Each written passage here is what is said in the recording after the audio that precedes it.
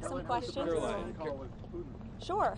He just put out a truth statement. If you haven't seen it yet, I encourage you to look at it. But I was just talking with the president and the Secretary of State and the Vice President, and it was a very good and productive call. It lasted more than 2 hours. There were various issues that were discussed. President Putin congratulated President Trump for solving the conflict in Israel and Gaza and bringing peace back to the Middle East. He also thanked the First Lady for her efforts to bring back children and save children in this brutal conflict. And the president feels like great progress was made on this call. They also agreed to have a high-level senior staff meeting convened as early as next week, which will then be followed by a meeting very likely between President Trump and President Putin as well. They talked about Budapest as being a location for that. So as you all know, President Zelensky is coming to the White House tomorrow, so these discussions will continue. And frankly, I think the president deserves great credit. He literally just got off of a trip to the Middle East where historic peace and accomplishments, seeing the hostages return out of Gaza. These are major foreign policy accomplishments that so many people around the world thought could never be achieved. And so I think the president deserves a great deal of credit for doing that, coming home, dealing with so many domestic issues, and then again hopping on yet another call with President Putin and hosting President Zelensky again at the White House tomorrow to try to move the ball forward in peace and end this conflict in Russia and Ukraine. So that's where we are. Caroline, thank you. After their meeting in Alaska, the president was optimistic that he could get Zelensky and Putin together in a room. Does he still believe that he can get the two leaders together sometime soon?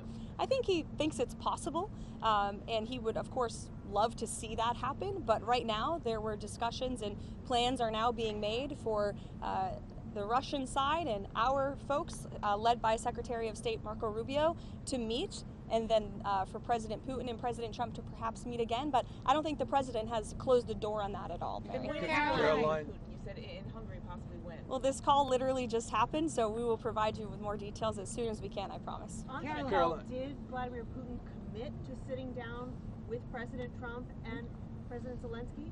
He committed to sitting down with President Trump, as President Trump's truth post put out for you. And what do you say what it would take for him to be willing to sit down with Zelensky finally as well? I don't want to get into that, but as I just said, the president and President Putin discussed meeting together in Budapest, and President Trump will talk about that opportunity with President Zelensky when he's here at the White House tomorrow. Does Trump believe any conditions have changed to make a second meeting with Putin better, more successful than the Alaska meeting? I think the president is always willing to take a chance at diplomacy, and this war, he has always said, is going to have to end at the negotiating table, and so he's, he never gives up, and he's willing to pursue it, and that's what you're hearing from the president today. Caroline, Nicholas Maduro. I have a question on the cartel. So yesterday we learned that at least the 5th strike on a boat off of the Venezuelan coast took place.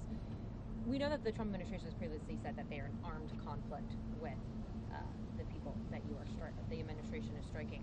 Who are these people? And don't you think not only the people, the American people, but lawmakers deserve to know who they are? Narco terrorists who are trafficking drugs illegally to the United States of America. That's who we're in a conflict with. And the president's been very clear, and he's been very transparent about these strikes, releasing classified video, unclassifying that video, declassifying it rather for all of you to see, and to let the public and lawmakers know with each of these strikes. And there should be no surprise for this. The president campaigned on using every lever of power to go after the drug cartels who have been trafficking illicit poison into our country for far too long. And you heard the president speak about this yesterday. There was a question about why not just use the Coast Guard to grab these boats and grab the drugs on them. That's been going on for years and years, and the drug epidemic in this country has not gotten any better.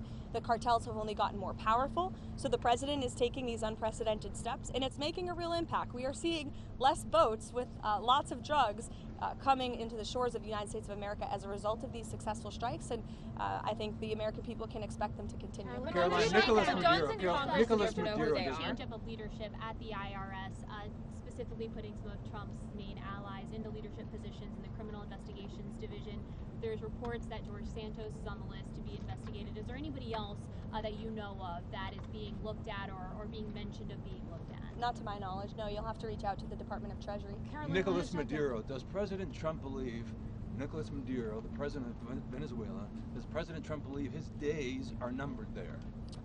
think President Trump believes that Nicolas Maduro is an illegitimate president leading an illegitimate regime that has been trafficking drugs to the United States of America for far too long.